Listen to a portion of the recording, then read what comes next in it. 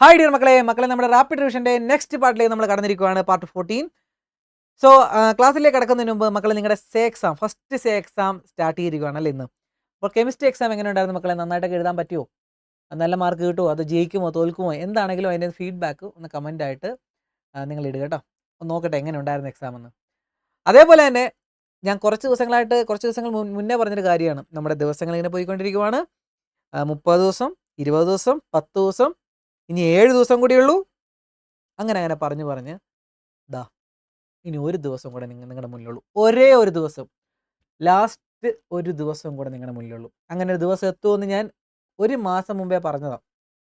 എത്ര പെട്ടെന്നാണ് മക്കളെ ദിവസം പോകുന്നത്. ഞാൻ പറഞ്ഞ ഓർമ്മയുണ്ടോടാ? എന്നെ ഫോളോ ചെയ്യുന്ന എൻ്റെ മക്കൾക്കറിയാം. ഞാൻ പറഞ്ഞത് ഇങ്ങനെ ദിവസം പോകും. അങ്ങനത്തെ ഒരു ദിവസം വരുമ്പോൾ ഞാൻ പറയും, മക്കളെ ഇനി ഒരു ദിവസം കൂടെ ഉള്ളൂ എന്ന് പറയുമെന്ന് പറഞ്ഞ വീഡിയോ എടുത്ത് നോക്ക്. എത്ര പെട്ടെന്നാണ് ദിവസം പോയെന്ന്. അപ്പോൾ നിങ്ങൾ മനസ്സിലാക്കുക, ഇനി നമുക്ക് തിരിച്ചെടുക്കാൻ പറ്റത്തില്ല ദിവസങ്ങൾ. നഷ്ടപ്പെട്ട ദിവസങ്ങൾ നമ്മുടെ നഷ്ടം തന്നെയാണ്.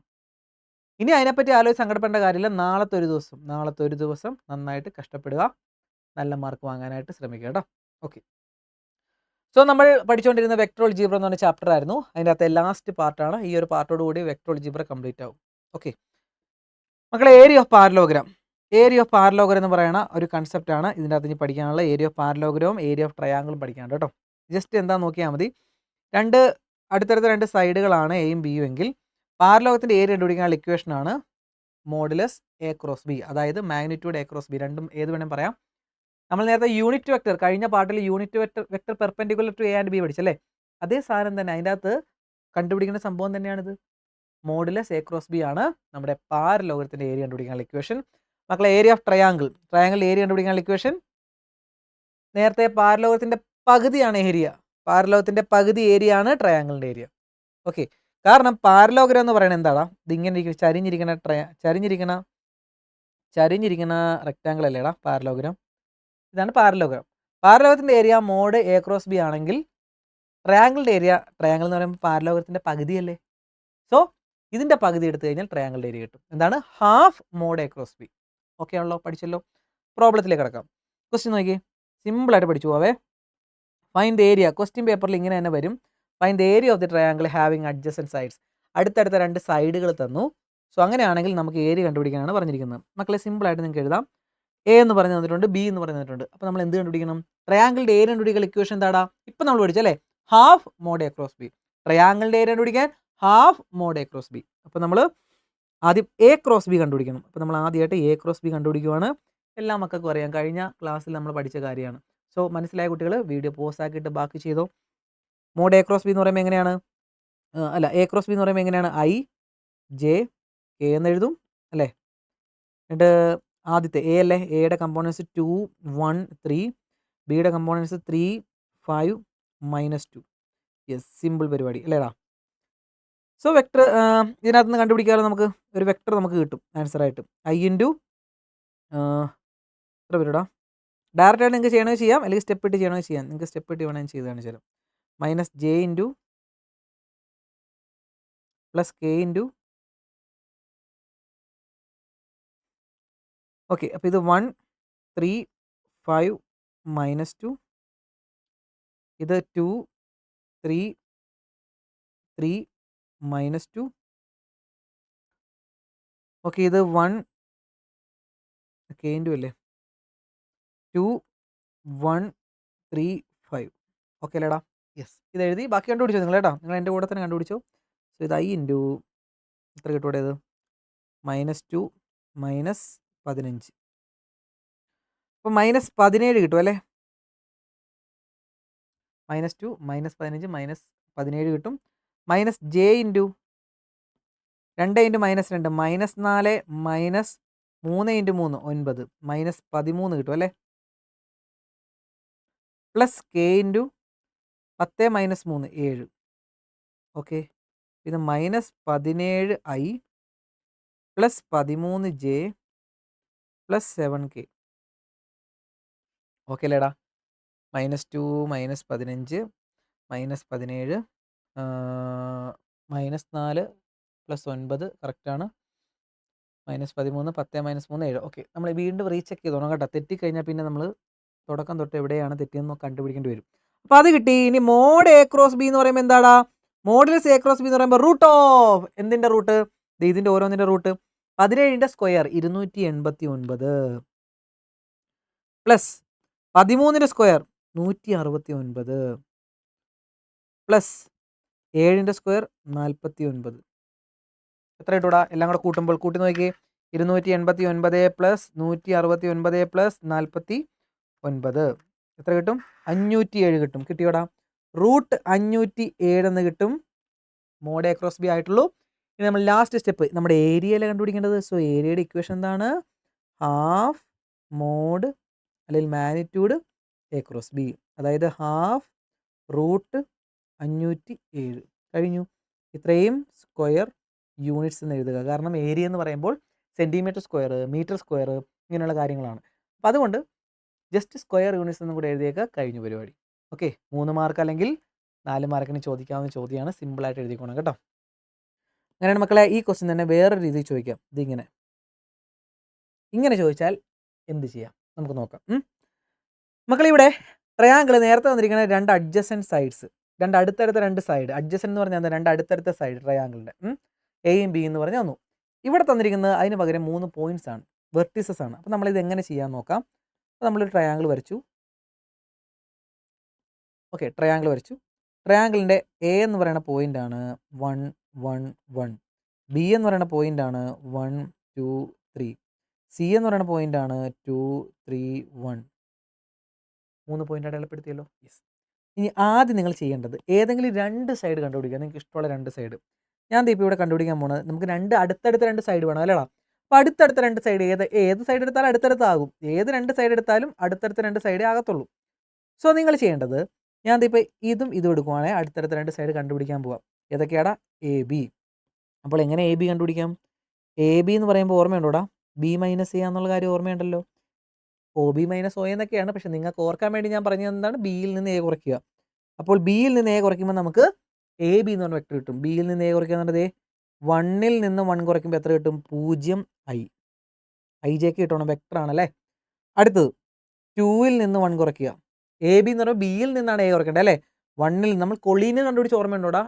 കൊളീനിയർ ഏത് പാർട്ടാണെന്ന് ഓർക്കുന്നില്ല. അതിനകത്ത് പഠിച്ചോ കൊളീനിയർ എങ്ങനെയാണ് കണ്ടുപിടിക്കുന്നത്. അതുപോലെ A B B C A C കണ്ടുപിടിച്ചാൽ മക്കളെ. A B B C A C കണ്ടുപിടിച്ചേ. അപ്പോൾ 1 എന്ന് കുറച്ചാൽ 0, 2 എന്ന് കുറച്ചാൽ 1 ജെ, അടുത്തത് 3 എന്ന് കുറച്ചാൽ 2 കെ. യെസ്, എ ബി കിട്ടി. അപ്പോൾ എ ബി കിട്ടി. ഇനി അടുത്ത ബി സി. ബി സി എന്ന് പറയുമ്പോൾ എന്താണ്? സിയിൽ നിന്ന് ബി കുറയ്ക്കുക. സി എന്താണ്? ഇത് 2 1, 2ൽ നിന്ന് കുറച്ചാൽ 1 ഐ. അടുത്ത 3ൽ നിന്ന് 2 കുറയ്ക്കുക, 1 ജെ.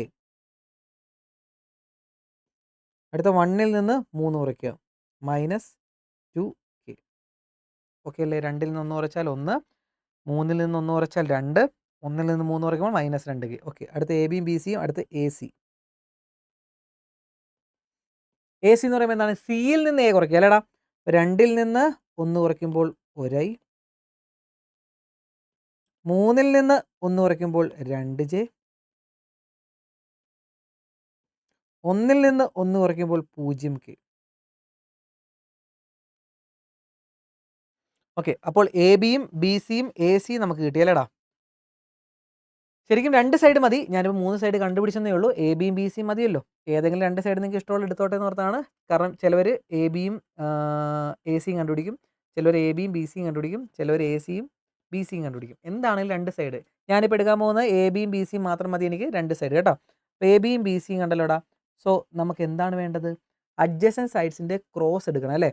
നേരത്തെ അവിടെ എയും ബിയും ആയിരുന്നു അഡ്ജസൻറ്റ് സൈഡ്സ്. 2 സൈഡ്സ് എയും ബിയും ആയിരുന്നു. ട്രയാങ്കിളിൻ്റെ 2 സൈഡ്സ് ഒരെണ്ണം എയും ഒരെണ്ണം ബിയും ആയിരുന്നെങ്കിൽ അത് തമ്മിൽ ക്രോസ് എടുത്തു.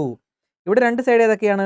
എ ബിയും ബി സിയും ആണ് ഞാൻ എടുക്കുന്നത്. So A B cross A ബിയും എ സിയും എ ബിയും ബി സിയും കൂടെ ക്രോസ് എടുക്കുവാണ് ഞാൻ. എ ബിയും ബി സിയും കൂടെ ക്രോസ് എടുക്കാൻ പോവാം. എന്ത് ചെയ്യാടാ? നേരത്തെ പോലെ തന്നെ ഏതോ മക്കളെ? I J K. എന്നിട്ട് ഐ എന്ന് പറയുമ്പോൾ എ ബിയുടെ കമ്പോണൻസ് 0 1 2, 0 1 2. അടുത്ത ബി സിയുടെ 1 1 -2, 1 1 -2. മക്കളെ ഡിറ്റർമിനൻ്റ് കണ്ടുപിടിച്ചോ നിങ്ങൾ?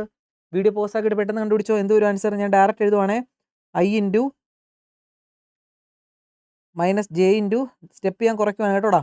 സെയിം ക്വസ്റ്റ്യൻ തന്നെ, സെയിം നമ്പർ മാത്രമല്ല മാറുന്നുള്ളൂ, സെയിം കാര്യം തന്നെ ചെയ്യുന്നത്. സോ ഐ ഇൻറ്റു ഇത് ഒഴിവാക്കിയിട്ട് ഇത് ചെയ്യുക, -2 -2 അപ്പോൾ -4 വരും. അടുത്തത് ഇത് ഒഴിവാക്കിയിട്ട് ഇത് തമ്മിൽ ഇൻറ്റു ചെയ്യുക, 0 ഇൻറ്റു ഇത് 0, -2 ഇൻറ്റു 1 2, സോ -2 വരും. അടുത്തത് ഇത് ഒഴിവാക്കിയിട്ട് 0 ഇൻറ്റു 1 0, -1 ഇൻറ്റു 1 1, അപ്പോൾ അത് -1 വരും. എന്ത് കിട്ടും? -4i പ്ലസ് മൈനസ് അടുപ്പിച്ച് വന്നാൽ പ്ലസ് ആകും, +2j, പിന്നെയോ -1k. പ്ലസ് മൈനസ് അടുപ്പിച്ച് വന്നുകൊണ്ട് മൈനസ് ഇട്ടെന്നേ ഉള്ളൂ. ഇവിടെ മൈനസ് അടുപ്പിച്ച് വരുമ്പോൾ പ്ലസ് ആകും. ഇതാണ് നമുക്ക് കിട്ടിയ നമ്മുടെ AB ക്രോസ് BC. കഴിഞ്ഞിട്ടില്ല, ഇതിൻ്റെ മോഡുലസ് വേണം. AB ക്രോസ് BCയുടെ മാഗ്നിറ്റ്യൂഡ് കണ്ടുപിടിക്കണം. റൂട്ട് ഓഫ് ഓരോന്നിൻ്റെ സ്ക്വയർ എടുത്തോ, എല്ലാം നിങ്ങൾക്ക് അറിയാവുന്ന ഇപ്പോൾ നമ്മൾ ചെയ്ത കാര്യം തന്നെയാണ്. -4ൻ്റെ സ്ക്വയർ 16, 2ൻ്റെ സ്ക്വയർ 4, -1ൻ്റെ സ്ക്വയർ 1, 16 4 20 1 21, റൂട്ട് 21 വരും നമ്മുടെ ആൻസർ അല്ലേ. റൂട്ട് 21 നമ്മുടെ ആൻസർ. കഴിഞ്ഞില്ല, നമുക്ക് ഏരിയയുടെ ഇക്വേഷൻ ചെയ്തിട്ട് വേണ്ട ഇട്ട് കൊടുക്കാൻ. യെസ്, അപ്പോൾ area is equal to equation half A cross B ആണ്. ഇവിടെ എന്താണ്? Mod AB cross BC, AB cross BC. Okay, equal to half root 21. കഴിഞ്ഞു, അത്രയും സ്ക്വയർ യൂണിറ്റ്സ്. ഇതാണ് നമ്മുടെ ഏരിയ. ഏരിയ ഓഫ് ട്രയാങ്കിൾ സിമ്പിളായിട്ട് നമ്മുടെ കയ്യിൽ ഇരുന്ന് കണ്ടല്ലോടാ. യെസ്, അങ്ങനെയാണെങ്കിൽ ഈ ക്വസ്റ്റ്യൻ നിങ്ങളൊന്ന് ഹോംവർക്ക് ചെയ്ത് നോക്ക്. സിമ്പിൾ കൺസെപ്റ്റ് ഹോംവർക്ക് ചെയ്ത് നോക്ക്. ഏരിയ ഓഫ് ട്രയാങ്കിൾ തന്നെ ഒന്ന് കണ്ടുപിടിച്ചിട്ട് ഒന്ന് കമൻറ്റ് ചെയ്ത് നോക്കുക കേട്ടോ മക്കളെ. അങ്ങനെയാണെങ്കിൽ നെക്സ്റ്റ് ഏരിയ ഓഫ് പാരലോഗ്രാം കണ്ടുപിടിക്കാൻ. ഇത് ഞാൻ നിങ്ങൾക്ക് ഹോംവർക്ക് തരുക. ഏരിയ ഓഫ് പാരലോഗ്രാം എന്തെങ്കിലും പാടുണ്ടോടാ? ഇപ്പോൾ ചെയ്ത പോലെ തന്നെ A ക്രോസ് B കണ്ടുപിടിക്കുക. ട്രയാങ്കിൾ ചെയ്ത പോലെ തന്നെ A ക്രോസ് B കണ്ടുപിടിക്കുക. ഹാഫ് എടുക്കേണ്ടത് മാത്രമേ ഉള്ളൂ. എന്നിട്ട് അതിൻ്റെ മോഡുലസ് എടുക്കുക. ഏരിയ എന്താണ്? ഏരിയ എന്ന് പറയുമ്പോൾ മോഡ് A ക്രോസ് B എന്നേ ഉള്ളൂ, അല്ലാതെ ഹാഫ് ഇല്ല എന്ന് പറഞ്ഞ് ഇപ്പോൾ ഈ സംഭവം തന്നിട്ട് നമുക്ക് ഏരിയ എന്താണ് പാരലോഗത്തിന് കണ്ടുപിടിക്കാൻ പറഞ്ഞാൽ 21 റൂട്ട് 21 കിട്ടിക്കഴിഞ്ഞാൽ അവിടെ കൊണ്ട് നിർത്തുക. ഹാഫ് വേണ്ട, റൂട്ട് 21 സ്ക്വയർ യൂണിറ്റ്സ്. പാരലോഗ്രാണ് ചോദിക്കണമെങ്കിൽ ഹാഫ് വേണ്ട, ട്രയാങ്കിൾ ആണെങ്കിൽ പകുതി എടുക്കുക, ഹാഫ് എടുക്കുക. ഇത്രയുള്ള വ്യത്യാസം. അപ്പോൾ ഇത് രണ്ടും ചെയ്തോളുമല്ലോ. ചെയ്തിട്ട് കമൻറ്റ് ചെയ്യുക കേട്ടോ മക്കളെ. ഇതിൻ്റെ ആൻസർ ഇത് ഒന്നാമത്തതും ഇത് രണ്ടാമത്തതും എത്ര പേർക്ക് കിട്ടുമെന്ന് നോക്കാം. ഇത്രേ ഉള്ളൂ, സിമ്പിൾ കൺസെപ്റ്റ്. ഇതോടെ നമ്മുടെ വെക്ടർ അൽജിബ്രയിലെ മെയിൻ കൺസെപ്റ്റുകളെല്ലാം തീർന്നു. ഓക്കെ മക്കളെ, നന്നായിട്ട് പഠിക്കുക. നാളത്തെ ഒരു ദിവസം നന്നായിട്ട് ട്രൈ ചെയ്യാം കേട്ടോ. അപ്പോൾ മക്കളെ, നാളത്തെ ലൈവ് കാണണമെങ്കിൽ ചാനൽ സബ്സ്ക്രൈബ് ചെയ്ത് നമ്മുടെ കൂടെ തന്നെ ഉണ്ടായിരിക്കണം. മാക്സിമം ഇതിന് വ്യൂ കിട്ടുന്ന അനുസരിച്ചിരിക്കും ഞാൻ ലൈവ് ഇടുന്നത് കേട്ടോ. അപ്പോൾ കുട്ടികളെല്ലാവരും നാളെ തയ്യാറായിട്ട് നമ്മുടെ കൂടെ ഉണ്ടെങ്കിൽ നിങ്ങൾക്ക് വേണ്ടി ഞാൻ നാളത്തെ സമയം മാറ്റി വയ്ക്കും. ഓക്കെ, അപ്പോൾ നെക്സ്റ്റ് വീഡിയോ ആയിട്ട് കാണാം മക്കളെ. ബൈ.